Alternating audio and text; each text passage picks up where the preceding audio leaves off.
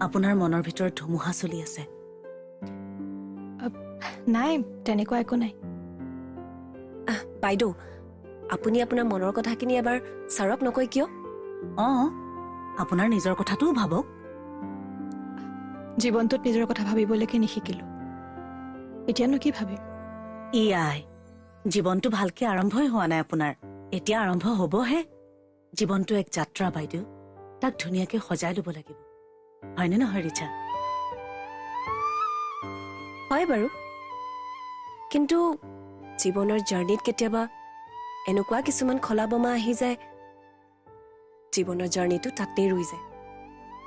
কিন্তু এই ৰৈ যোৱাখিনিৰ পৰা নতুনকৈ আকৌ যাত্ৰা এটা আৰম্ভ কৰাটোৱেইতো জীৱন ৰিচা।